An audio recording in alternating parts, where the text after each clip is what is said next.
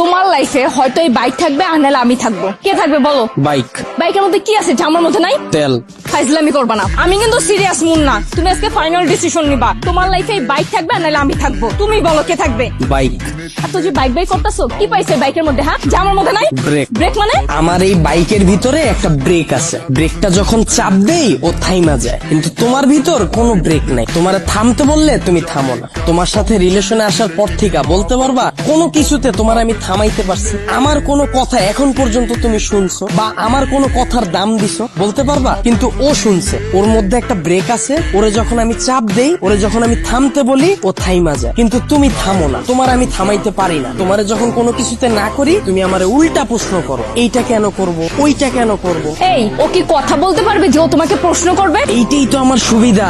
ওরে আমি যেমনে বলি, যেমনে চালাই, ও অমনি চলে। কিন্তু তোমার আমি যেমনে চালাইতে চাই, তুমি অমনে চলো না। ওরে নিয়ে আমার কোনো প্যারা না। তার মানে আমি প্যারা? অবশ্যই প্যারা। তোমারে নিয়ে আমি প্রতি মুহূর্তে আতঙ্কে থাকি। কোন ছেলে তোমার মেসেঞ্জারে নক দিল, কোন ছেলে তোমারে আবার ডিস্টার্ব করলো, কোন ছেলে তোমার প্রোফাইল পিকচারে যে একটা লাভ রিয়েক্ট দিল।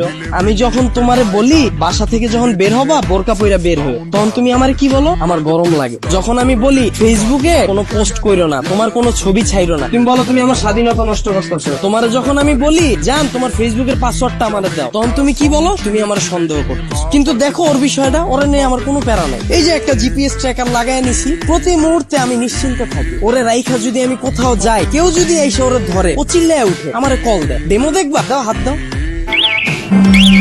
এই যে কল চলে আসছে। আবার তুমি দেখো, যদি আমার কোনো ফ্রেন্ড বা আমার কোনো কাজিন আমার এই বাইকটা নিতে চায়, আমি নিশ্চিন্তে দিয়ে দিই। কারণ কি বলতো, আমার এই জিপিএস ট্র্যাকারের ভিতর লোকেশন সেট করা যায়, ও কতটুকু এরিয়ার মধ্যে থাকবে। আমার ফ্রেন্ড যখন এটা নিয়ে যায়, আমি একেবারে নিশ্চিন্তে ঘুমাই। কারণ এরিয়ার বাইরে গেলে আমার বন্ধু যাবে, কিন্তু ও যাবে না। ও কতটা লয়াল একটু চিন্তা করো। কিন্তু তোমার দিকটা একবার দেখো, আমি যদি তোমারে রাইখা বিদেশে যাই, সুরঙ্গ ছবির মতো আর ফান্নিশের মতো অবস্থা হইব আমার। দেশে এসে কি দেখুন জানো, আমার বন্ধু তোমার নিয়ে বাইকে গেছে। এখন তুমি বল, বাইক রাখলে ভালো হবে না গার্লফ্রেন্ড? এত যে বড় বড় কথা বলতাছো, আমাকে নিয়ে লাস্ট কবে বের হইছো মনে আছে তোমার? তোমারে নিয়ে বের হয়ে আমার কোনো লাভ আছে? তোমারে নিয়ে বের হইলে 8-10টা মেয়ে যদি তাকায়, তাও মুখ ফিরিয়ে যায়। চিন্তা করে, এটার লগে তো একটা আছে। কিন্তু যদি আমার এই বাইকটা নিয়ে বের হই, 8-10টা মেয়ের সিরিয়াল লেগে যায়। এখন তুমি বল, তোমারে চুজ করা ঠিক হবে না আমার বাইকটাকে? এত যে বাইক বাইক করতেছো না, এই বাইক একদিন তোমার জীবনটা খাইবো। তাও ভালো, ভিতরে কোনো কষ্ট থাকবো না, গেলে গা একবারে জামুগা। মানে? তোমার লগে রিলেশনে যাওয়ার পর থেকে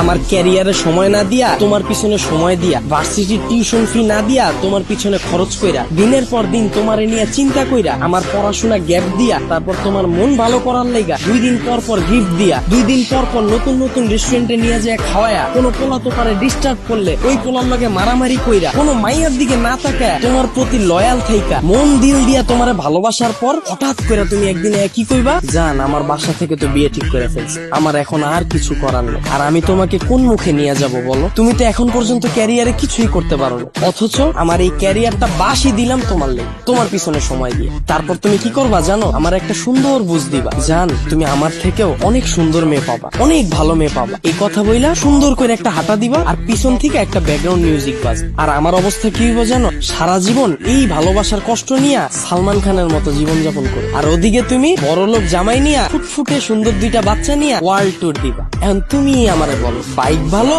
না তুমি?